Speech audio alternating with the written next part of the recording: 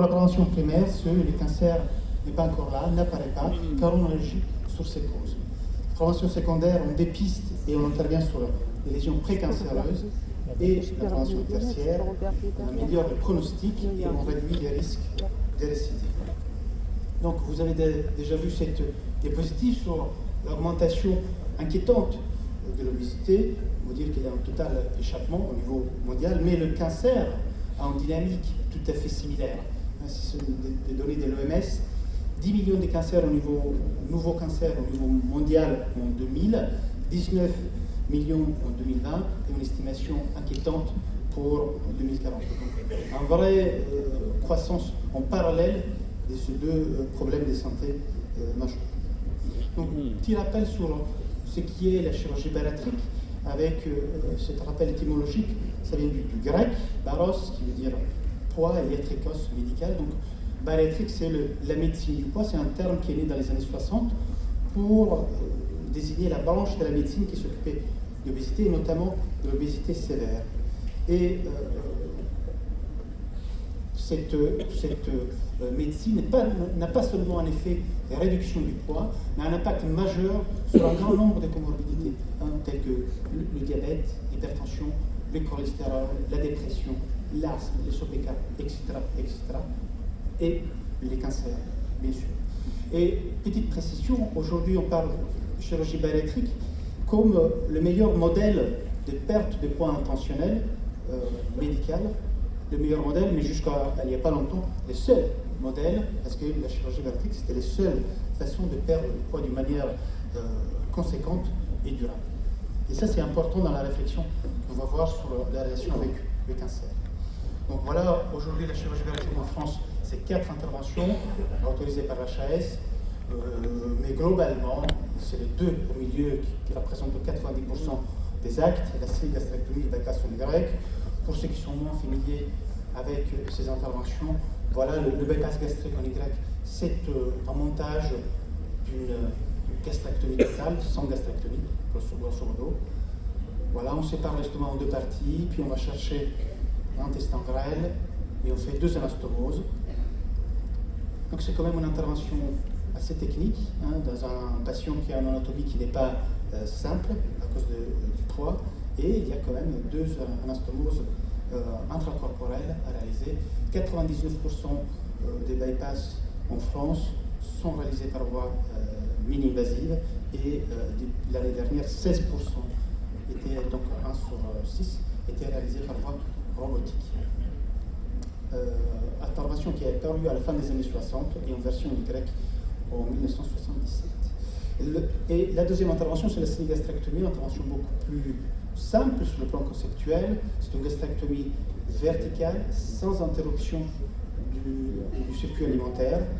Une intervention qui est plus récente, qui date des années 2000. C'était le premier temps de l'utilisation biliopathétique. On a cette intervention beaucoup plus complexe. Donc, ces 2 interventions partagent la quasi-totalité des actes bariatriques en France, mais dans le reste de l'Europe, c'est assez similaire. Ce qui change, c'est la proportion entre les deux, grosso modo.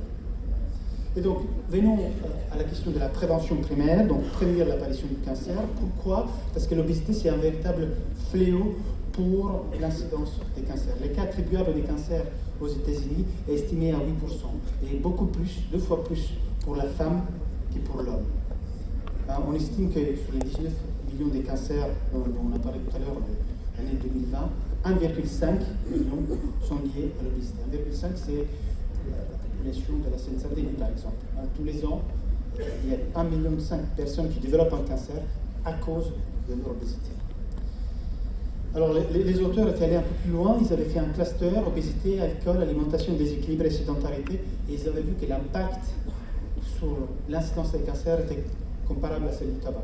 Alors, je trouve que c'est dans ces clusters, l'alcool est peut-être un peu discutable, mais l'association obésité, alimentation, déséquilibre et sédentarité trouve tout son sens. Et d'ailleurs, l'INCA avait fait cette infographie, et on revoit à peu près les mêmes informations avec les cancers attribuables à chaque facteur de risque. On retrouve la mauvaise alimentation, le surpoids, on ne dit pas obésité parce que ça fait un peu tâche probablement, et le manque d'activité physique. Et au total, on retrouve Encore un peu plus, hein, on était à 8% dans l'étude américaine, là on est à 11%.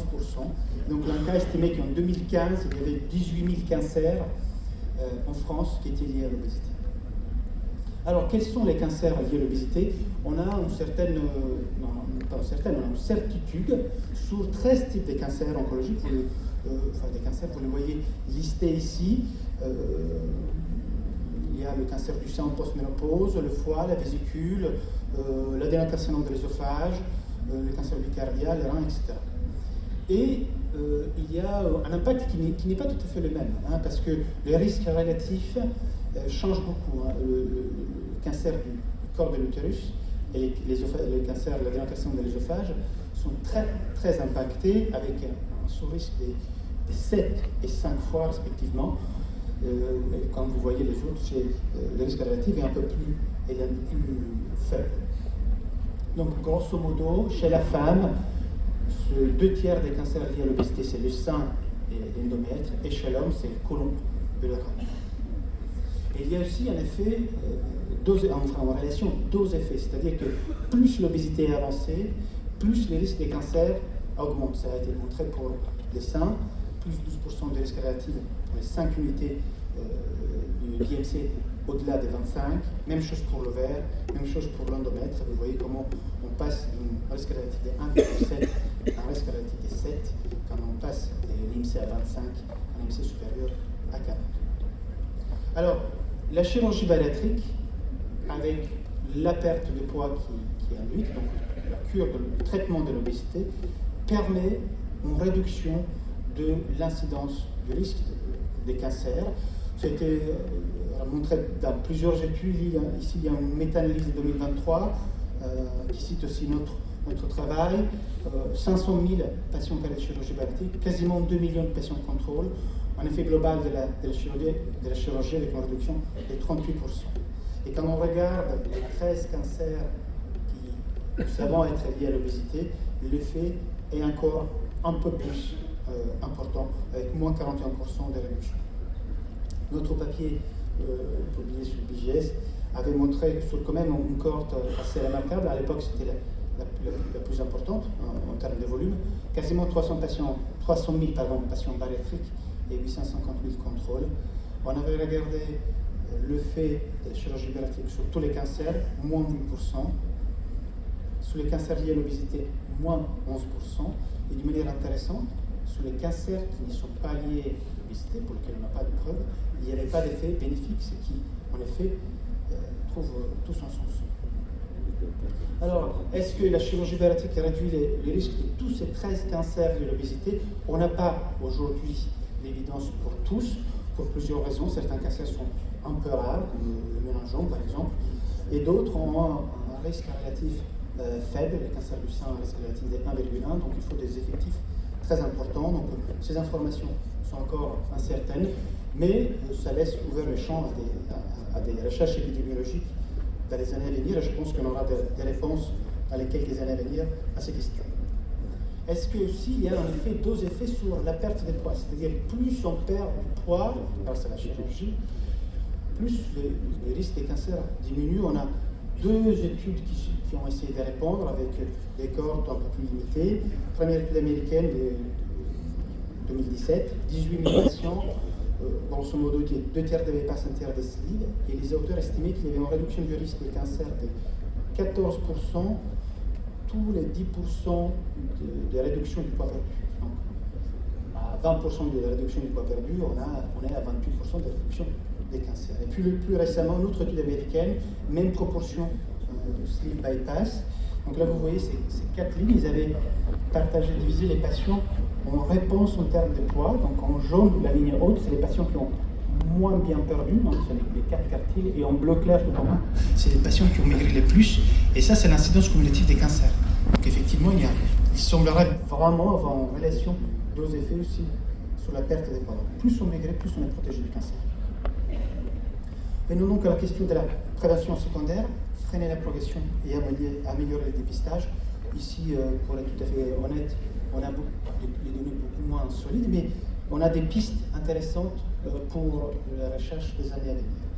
Donc, l'obésité, c'est un véritable problème sur la prise en charge cancer, notamment au niveau du dépistage. Il y a plusieurs études qui ont montré qu'il y a une participation réduite des personnes en situation d'obésité, notamment les femmes, aux campagnes de dépistage pour le cancer du col, cancer colorectal, cancer du sein. Et probablement nous y sommes pour quelque chose parce qu'on n'a pas été bon pendant longtemps à cause d'un a priori vis-à-vis de ces patients. Et la stigmatisation médicale vis-à-vis de l'obésité a joué sûrement un rôle dans cet aspect. Et donc les patients, ça s'est traduit avec un renoncement aux soins. On sait aussi qu'avec l'augmentation de la masse corporelle, il y a une expansion volumique et donc une hémotolisation. Et donc, à parité, à égalité d'âge, certains marqueurs tumoraux sont plus faibles. Ça a été montré pour le PSA, la CE et le CA19-9. Et puis, comme il avait montré l'étude de notre collègue, le professeur Janser, la présentation clinique de certains cancers, notamment ceux qui peuvent nous concerner au niveau abdominal, est parfois plus nuancée à cause de la morphologie de la personne. La sensibilité à la palpation abdominale est moins nette, et donc ça s'est traduit avec un retard de diagnostic et un diagnostic avec une pathologie qui est plus avancée. Alors, est-ce que la chirurgie bariatrique, avec la perte de poids, améliore ces aspects? On a très peu d'informations. Il y a une première étude américaine qui montre que le retour à la chirurgie augmente l'adhésion aux campagnes de dépistage. Il y a un index d'adhésion aux recommandations quand cet index est égal à 1, c'est-à-dire les patients suivent d'une manière régulière le dépistage du cancer du sein. Si l'index est inférieur à 1, le suivi n'est pas suffisant, étant supérieur à 1, alors ils sont encore plus engagés. Donc après la chirurgie, il y a une augmentation d'adhésion au taux de dépistage. Alors ce n'est pas la chirurgie qui change la mentalité des gens, mais probablement les patients rentrent dans une dynamique des prises en charge des raisonnements aussi de soi-même, et donc effectivement il y a un retour au dépistage, en tout cas pour le cancer du sein. Mais par contre, on a quelques informations un peu alarmantes. Par exemple, le cancer colorectal, la chose est un peu différente. Il y a des études qui montrent, ceux de là, que la préparation à la coloscopie, elle est moins bonne et de moins bonne qualité après bypass gastrique, avec 3 fois plus de risques d'avoir une préparation incomplète à la coloscopie. Cela a été montré pour le bypass gastrique, mais pas pour la gastrectomie. Les biomarqueurs tumoraux, comme je vous avais dit, qui étaient diminués, effectivement, après chirurgie, sembleraient retrouver des paramètres plus normaux. Et cette étude assez poussée des biologies moléculaires, ils avaient mesuré la masse totale du PSA, ne me demandez pas comment ils ont fait, c'était très technique. Ne change pas, donc il n'y a pas une surproduction du PSA, c'est juste une réduction du volume plasmatique, et donc la valeur est un peu plus fiable après la perte de poids. Mais on n'en sait rien pour les autres marqueurs. Ça reste encore à explorer. Alors, pour ce qui concerne la régression des lésions précancéreuses en post-chirurgie, il y a cette belle étude anglaise qui a comparé une cohorte avec 2 groupes, environ 1000 patients opérés de chirurgie bariatrique post-bypass ou sleeve, avec environ 3000 contrôles. Et donc, c'était tous des patients qui avaient eu une résection de polypes, enfin un polype réséqué par voie endoscopique. Et ils avaient analysé les taux de récidive après cette résection. Et effectivement, les patients qui avaient bénéficié d'une chirurgie bariatrique au préalable avaient moins de récidives de ces polypes. Alors, c'est des lésions précancéreuses, mais c'est déjà un signal important. C'est là, par contre, on n'avait pas été retrouvé que pour le côlon et pas pour le rectum. Même chose pour l'endomètre. Voilà, vous voyez, une étude, c'est le seul qui est publié à ce jour, avec peu de patients, 19 hyperplasies avant l'intervention, 13, donc environ 3 quarts, qui régressent avec la perte de poids. Et on arrive donc à la prévention tertiaire, améliorer le pronostic et réduire les récidives avec quelques surprises à la fin, un peu inattendues. Donc l'obésité complique toutes les étapes aussi du traitement du cancer. Il y a cette belle revue de la littérature sur Nature publié il y a 2 ans, qui montre comment on a la tendance, on a le risque de sous-doser la chimiothérapie. Et la radiothérapie présente de vrais enjeux sur le plan technique, d'atteindre la cible anatomique du traitement. Et puis la chirurgie, nous avons tous fait l'expérience de la difficulté technique d'opérer un patient avec une obésité importante. Alors, l'effet de la perte de poids induite par la chirurgie sur la chimiothérapie, il y a des hypothèses, il y a des belles opinions d'experts, mais on n'a quasiment aucune information sur l'effet bénéfique. On dit que la réduction de la masse grasse, l'amélioration métabolique, l'amélioration des comorbidités, globalement une meilleure santé, devrait aider les patients à mieux supporter la chimiothérapie. Il n'y a aucune évidence. Aujourd'hui, au contraire, on a quelques messages de vigilance, notamment pour la chimiothérapie orale, cette étude sur l'étamoxifène, qui aurait une moindre biodisponibilité et donc la nécessité d'augmenter la dose en cas d'antécédent de chirurgie bariatrique, notamment de bypass gastrique. Et puis il y a cette étude sur un cancer que nous avons un peu moins l'habitude de prendre en charge, la leucémie myéloïde chronique, traitée par l'inhibiteur de la tyrosine kinase. Donc, pour ces cancers, il y a une réponse moléculaire précoce qui précède la réponse clinique. Et les patients opérés avec un antécédent de chirurgie bariatrique ont une réponse moléculaire précoce moins bonne que les patients de groupe contrôle, avec une réponse cytogénétique complète plus tardive. Donc, vigilance aussi sur l'effet de la perte de poids induite par la chirurgie sur la chimiothérapie. Alors, l'aspect un peu plus provocateur de ma présentation, c'est l'approche néoadjuvante de la chirurgie bariatrique sur le cancer. Donc, il y a cette étude qui a été publiée par des collègues, par un anglais, qui a colligé des cas au niveau international, des patients qui avaient été considérés inopérables de leur cancer en raison de l'obésité, avec une liste de masse corporelle de 49, 9 types de cancers, 16 endomètres, pancréas, colorectum. Et donc ces patients ont été initialement opérés de leur chirurgie bariatrique, grande majorité des cibles, avec aucune complication, probablement des centres ultra experts, avec des chirurgiens de grande qualité. Et finalement, à l'issue de cette étude, 31 patients sur 37 ont pu être opérés secondairement de leur cancer. Donc, une approche très contre-intuitive, un peu disruptive, je dirais. Ensuite, et j'arrive à la fin de cette présentation, l'impact de l'obésité sur la survie. Donc, on sait que le fait d'avoir une obésité augmente le risque de décès avec un cancer, même la mortalité spécifique liée au cancer, et surtout, et le professeur Patou l'a évoqué, la question de la récidive, être en situation d'obésité augmente de 30% le risque de récidive des cancers du sein, de 38% le risque de récidive des cancers colorectal, etc. Et donc on s'est posé la question, quel est l'effet de la perte de poids induite sur la chirurgie? Alors on a la réponse sur la survie, ça améliore la survie.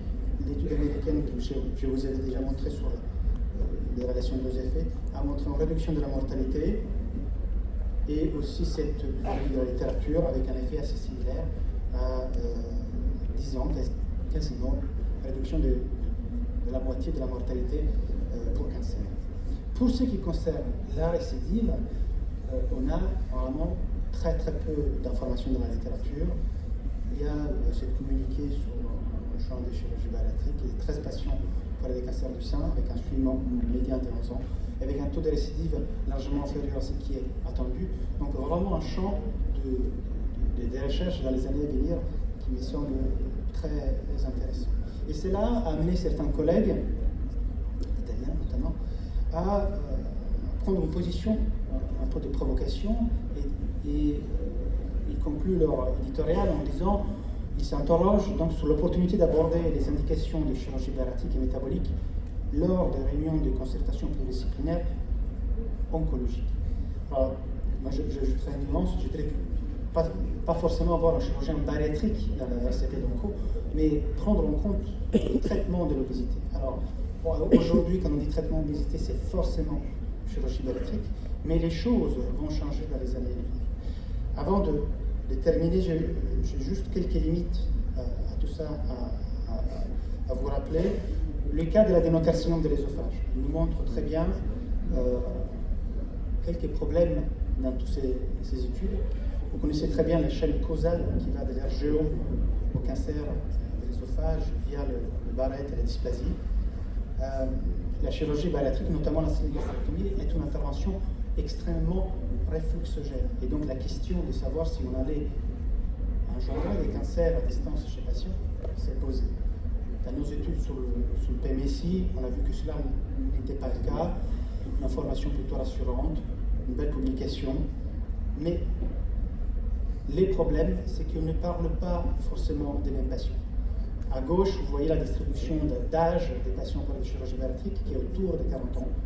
Et à droite, vous voyez l'incidence de cancer de l'ésophage et la ligne verticale, c'est l'âge de 40 ans. Donc, quand on superpose les deux, on se rend compte que les patients vraiment à risque de cancer de l'ésophage, parmi les patients bariatriques, il y en a une toute petite minorité. Mais en plus, les sex ratios différents, beaucoup plus de femmes par la chirurgie bariatrique, beaucoup plus d'hommes qui font le cancer de l'ésophage. Dans la plupart des études, on ne fait pas la distinction entre l'adénocarcinome et l'épidermoïde. Et puis, on n'a aucune étude qui va au-delà des 10 ans. Donc, prudence quand on tire certaines conclusions. Deuxième type histologique qui a soulevé pas mal de questions, le cancer colorectal. Aujourd'hui, il y a un grand nombre de revues systématiques qui s'accordent à dire que globalement, il y a un effet protecteur de la perte de poids induite par la chirurgie sur le cancer colorectal, mais probablement, globalement, c'est une simplification, parce qu'il est important aussi de regarder les sous-groupes, et notamment les patients hommes opérés de bypass gastrique. Le bypass gastrique, avec son modification anatomique, induit un changement de l'alimentation, du microbiote, on a arrivé plus rapide des selles biliaires dans le côlon, et cela a été associé avec des changements histologiques de la muqueuse colique, pourrait, dans ces sous-groupes des patients, avoir un effet inverse.